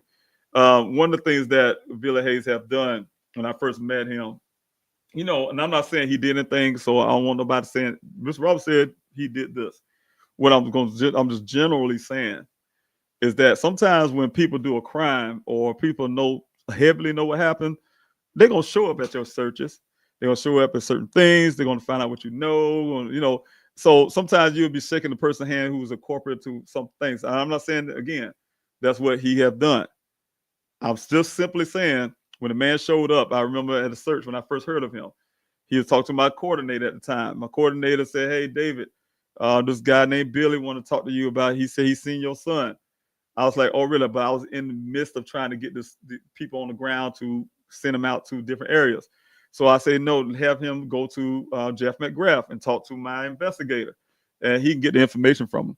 Long story short, he must have talked to Mr. McGrath. Mr. McGrath came back, and during the time when I'm going to back up a little bit, but during the time he did walk up, and he says he's a law enforcement, he's a federal law enforcement officer. That's what he told me directly. There ain't no word of mouth or anything, but he actually had this gold badge on. And he said, "I'm a federal investigator officer." I sent him to my investigator because if they officers, they can understand each other. And then since then, he also came to me several times in the midst of that, after everybody left the search. Now, this was part of one of the spookiest things because myself and young lady, of course, I'm putting I'm always the last man on the ground. This is my thing. I don't leave the desert till I know every volunteer is out that desert, because that's a big, trust me, that we had a couple times we spent hours looking for two people, found out they didn't sign out. They went back to home wherever they live, didn't sign out, and we was out there for 2 hours looking for them just to find out they left and didn't sign out, right? And so my job is to make sure I'm the last one to leave the desert, right? So I was leaving the desert by myself. My search team was gone, but Billy Hayes somehow hung around, and he seemed kind of weird to me, but he's still saying he was this law officer. He kind of tried to help me lock my UTV up on the trailer, and because I had to tighten it back up because I was about to get back on Sun Valley Parkway, and I had to make sure those straps on real tight. But then he had this one thing that stood out to me. He had this really nasty cold or something, but he's talked to me, and he was saying he was a law enforcement officer again. He kept telling me that, But then I was looking at him and the vehicle was driving. I didn't want to judge people. And I said, maybe undercover or something. But that is like deep undercover, the way he was looking. I said, he don't come off as an officer, but, you know, he showed the badge and really confident that he were. Make a long story, he's not a law enforcement officer. Why Buckeye didn't seem to care about all of that stuff. Again, some law enforcement loving, and I'm a law enforcement loving. I'm saying we need law enforcement. I'm not saying in that way. Would say that the Buckeye Police Department did such a great job. That's from outside looking in, from reading a report. But things like that went under the radar. Things like Ken Elliott's story, that he changed the story from 9 o'clock to 9:30, and they fixed that narrative. To say to me directly with notes that I have written at the time with 2 witnesses, my daughter was one, when he said these things to us, and I write them down in notes and give it to law enforcement, and they dismiss it. You will not hear it in the report because it don't match that narrative. Because to have that in the report, then people have to have that question: why didn't you scrutinize Ken's story, for instance, right? So to keep that from happening, they wrote it in their own way. So that's what I'm trying to say. When it's come to on the ground situations versus what law enforcement write, it's 2 different things. So that's when we start looking at other law enforcement, where there's Charlotte Police Department officers I talked to. I have one police department, a former officer on my team, to all over the state, all over the country. When they hear certain things, and these are other officers, they would say it sounds like a cover up, right? So and they're familiar. They're officers themselves. They're familiar with certain things when it comes to misconduct of law enforcement. And what I'm saying is that's what happened in my son's case, and that's why I was so forceful. I think the only protection I have, and I'll be honest with you guys, because I had death threats. Can you imagine searching for your son and you're out there on the ground and you have to look over your shoulder because someone said they're watching you, and there's gonna be bloodshed if you don't do what I tell you to do, and they pretty much gonna kill you. And I had to deal with hundreds of volunteers on the ground. I'm a lot of times and I'm not making a racial thing, but I'm a sole Black person on the ground with the climate of things that goes around in our country. I was afraid of many days, but what kept me there, when I say afraid, I was watchful. I'm a military guy. I have to wash hands all the time. I always got my issues from my time at war. We don't like crowds, but I'm dealing with crowds. So make a long story, and you got a death threat. I remember when, a person for me, a military guy, want to try to get away from the days of carrying weapons and things like that. And so I remember my investigator, after it started happening, he gave me his weapon, to carry, because he said to me that, this is Arizona. And, he had to talk sense in my head. I didn't want to carry. I didn't want to carry at all. So you guys see the videos and CNN, all I got this sidearm and all kind of stuff. I didn't want to carry. I had to carry, But what I'm saying is, even with that, for those who said law enforcement did such a great job, I had death threats. I went to the FBI about it. I gave them the emails. They just did a report, and they pushed me off and said, you need to go through the Buckeye Police Department since you got a case with your son, and they need to invite us in to, I guess the way they put it, to look into who's trying to kill me, right? I did all of the process of that, talked to the Buckeye Police Department, tell them what's going on. They, to this date, did nothing. So that's why I had to carry. Nothing about it. Didn't want the FBI to get involved. Nobody cared about who was trying to get me, all that kind of stuff, right? So what I'm saying is, I had to go through all that pressure just to go out there and try to search for my son. So, and they call that good police work. Yeah, it depends on how you look at it. It depends on if you have a bias for police work versus somebody who's saying, hey, look at this misconduct. Look at this thing that's going on wrong. And I probably come off as this man who's anti-police or something. I don't know. When I, in fact, have police officers in my family, I myself was going to be a law enforcement officer when I was going to get ready to go to college, right? And I went to apply for the academy. My stepbrother at the time kept going. Now he's a retired officer. So long story short, I'm not anti-police at all. but I'm anti-corruption. I'm anti-laziness, especially when it comes to my own son. You know, all that stuff. I'm anti all of that. And I can tell you up front, and it might come off as I'm that way. No, I'm just telling you the facts and the truth. And I'm unapologetic for it. So long story, they said somebody came on the live and said, well, you know, they might feel this way you've been to. I'm like, I don't care about feelings. I don't care about law enforcement feelings. You don't get a job as a law enforcement officer. You don't get a job as a military. You don't swear, put your right hand up and say, I'm defending the Constitution of the United States from foreign domestic enemies to somehow worry about your feelings. You know, I mean, like, no, it ain't about your feelings and it ain't about you. It's about doing your job, right? That you swore to do, right? So again, that's why I say I look at law enforcement the same way. If you can't handle some ridicule or somebody saying something about what you're doing wrong, don't be an officer. It's not made for you. That job is not made for you. If you're scary, we had rules of engagement in the military. We just couldn't go down and shoot somebody. They got the word Taliban on their shirt. We couldn't shoot them down. You're in the wrong job. You're in the wrong profession. So what I'm saying is that's the kind of stuff. So again, if you guys hear me sound like that with law enforcement, I'm not anti-law enforcement at all. We need law enforcement. We need good law enforcement also. And there's a lot of good ones out there. Trust me, because I have one on my team. I have one family member. I have this all around the place. So some good ones out there. But it's also, I don't like to say bad apples because that's not the word I like to use. But there's some people in departments who's not doing the right thing. And Buckeye's one of them that haven't been doing the right things. And I think I'm about to get off everybody. So Misty, thanks so much again. Did you ever get the canals near the crash site ever get searched? Yes, I did a lot of canal work there. But not if you're saying actually looking into the canal itself, no.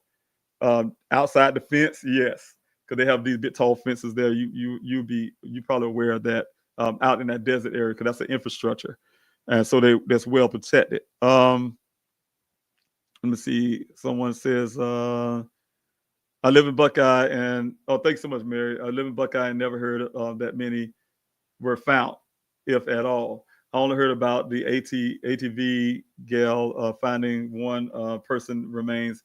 Unfortunately, I'm not surprised. And you know, and the one you're talking about, yes, that's Penny. I hope she don't mind me saying her name, but yes, that she's one of the friends of mine who she probably, like I said earlier on this live, she's probably out there right now, as far as I know. Penny, she's really passionate about trying to help find Daniel, and she's out there and she ended up finding that what you were speaking. But yes, it was a lot more before that happened, of course. Yeah, you wouldn't hear about it because yes, of course they're gonna downplay it down some. So have you spoken to the new James? Thank you. Sheriff, yes, I tried. I reached out to the sheriff and he gave me a generic letter. I would like to share that with you guys too. It's a lot worse with the new sheriff. Pizzone was the closest to being the decent sheriff, and he's a very good sheriff in my opinion. He didn't keep his promise to get Dan's case moved over to his department, but he did the search that I asked him to do. Sheriff Pizzone had I went there one time to talk to him. He actually gave me the time of the day, sat in his office. We talked for a long time. He pulled me to the side and he prayed with me. He gave me, I still got it. It's a rosary, I think, for Catholics. I think that's the name they call it, the rosary. He told me to keep that. And, you know, so make a long story, I had great, you know, I like Sheriff Pizzone. I just was difficult for me to see that he didn't keep his word when it came to some other things. But ultimately being a decent person, yeah, very decent. But then when he quit abruptly before his time was up, he's elected official. They had brought in another one. I forgot his name, but he sent me this generic. I'm glad he lost his because I was really pushing for people not to vote for him. But I don't know this new one. I've reached out to Maricopa County since, and they won't even give you a hello back, or if they need you to get a generic letter. So eventually, like I said again, you guys financially and all the stuff, I can't run back and forth to Arizona like I would like to. And so my goal is when I just did an event with the Missing American Network. You guys probably saw that. I laughed. I was on there for a day and a half for that event, and and my team laughed because I squeeze in every little thing I can. I'm telling you guys, when y'all guys had donated, for instance, when I did my last search, I squeeze in my take my son's stuff apart, and that was painful. Taking his storage unit apart, have the meeting with the Buckeye Police Department, and pull the search together and do this interview with Petito, right? I had to do all of that in them little few days because I made that money that y'all guys helped donate for me. I try to make it stretch as far as I can. I'm gonna try to squeeze it. So anything what happened to me this time though, I tried to stretch that day and a half, and I told them I'm going to Buckeye Police Department, get in their face, and I'm going to the desert with James Vehicles found because I want to do something there. And I had all these things planned, right? But when I hit the ground, one thing I forgot about. Forgot about the Green Bay Packers was playing the doggone Arizona Cardinals, and they just screwed everything up for me. So, make a long story. When that city get like that, it gets busy. So it screwed a lot of stuff up for me that day. But the point is, I still squeeze in a lot of stuff. But yes, I try to get in touch with. I'm trying to get back in touch with these departments, and the way you do it. And they have a long game. They had a long waiting game. I didn't. My money would run out. They knew this. Law enforcement know this. Time come that Mr. Ross will be gone because funding for him would dry up, right? But for them, they have long money and they can hold the ground as long as they can. And eventually, I would have to leave, right? And they was right. I did have to leave Arizona. But what I'm saying is, when I get back to Arizona, I tell families this all the time. It's difficult when you're making phone calls. Phone calls do not get you nowhere. Emails will not get you nowhere. You have to get in people's face. And that's the reason why I'm telling you that mail-in protest helps me out. Sign a petition, because when I get in the face, I talk about these things, right? And so I put pressure on them. When you put pressure on them in their face, you're not going away. They see you're present. You make them move. All the searches that Buckeye them bragging about, they claim they did and stuff like that, it came from pressure. Because other than that, they gave me the vehicle. They said they told my investigator they weren't investigating. Literally told him that. He said it on TV, so he's not lying. He had to go on a court case, a judge panel or whatever. He would say it then. They was not even investigating until News Nation and the media and put that pressure. You guys was calling, and that's the only thing that make police law enforcement like Buckeye move. Is you put pressure on them, embarrass them, bring them out into the light, just like roaches. If you have roaches hiding somewhere and you open the shutters and the light come in, they go scatter all over the place, right? So it's almost like that. And so what I'm saying is I need that kind of exposure from you guys to help me continue this fight, because I'm fighting for you too. And I don't want to go into politics, but I can't help but say I want to run it because I started running. I can say only because I want people here to say, "Oh, he just running because I have my competitor." I had a guy that's running against me for the primaries. He told one of the constituents, "Say, oh, he's running for office only because his son." In terms of make it sound like I don't care about my state, I don't care about the people here in my state, and I do. If you guys know how passionate I am about people, period, I care about everything. It ain't just missing America stuff. It's about other things too. This is a different platform and a different reason I'm talking right now. But I would probably never did anything, the things I don't like about what's going on in my state. I'd probably been like any other constituent, don't say nothing about it until my son went missing. My son went missing. Then I started meeting people like you guys. I started meeting these families. I started got a passion to help other families. And that's what caused me to end up running for office, because look, I'm still trying to get cell phone pings for my son's case, right? I said, I'm going to get them. I'm going to get them. I told those telecommunication companies, and when I had a meeting with all of them, all the ones, these phones you guys have in your pocket right now, I had a meeting with these people. And all of them try to unify together. I'm telling you, this meeting was kind of rough. I had 2 meetings with them. I had a personal meeting with T-Mobile Sprint at the time. And when I told these people, I'm coming through your back door. Back door meaning I'm coming running for Congress, and I'm gonna do everything I can to change some of these legislations to push these private companies from their stealing our data, holding our data for profit. But when it comes down to helping families when we need our own data, they're not doing it. Those type things, and causing people like me and my family not to have them at all because of their retention stuff. So I have a reason to run for office, right?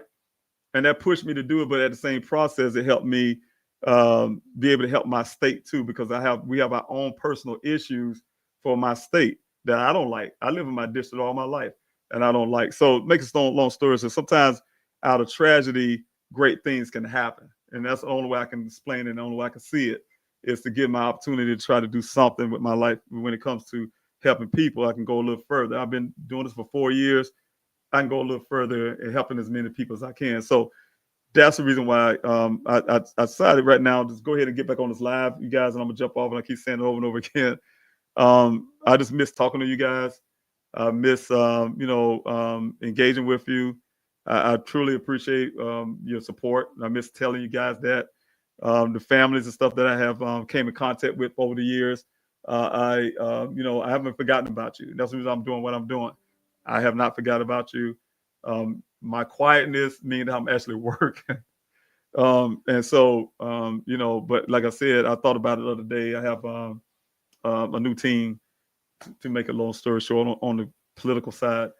And it freed me up right now to, I think about it. I say, you know what? I can take one day and do lives. And so I'm thinking I'm going to designate, and I'm going to talk to my team again, but I'm going to designate a Friday today, every Friday, to try to do a live. It's going to be probably around 8 o'clock Eastern time. That'll be 6 o'clock p.m. After Sunday, it'll be 6 o'clock p.m. If you live out west, like Arizona, California, I guess would be, I think California go back 3 hours. So I had to adjust the time. I'd look at it and adjust that time. But what I want to do is make it fair for everybody, whether you're on the West Coast. Daniel went missing out west, so I want to make sure it's catering to people out west, but also here in my state, on the East Coast too. So thanks so much for your prayers. I truly appreciate it. I see you, Dana. I see you. Okay. Yeah. Thank you so much for your prayers. Yeah, they do. I do know somebody knows something. I agree with you. Thanks so much for your prayers. I really appreciate it. Your support. And I will talk to you guys on the next one. And thank everybody who I couldn't put up on the Instagram side. Belle Kester, thanks so much. And thank you for thinking about my family. I truly appreciate you.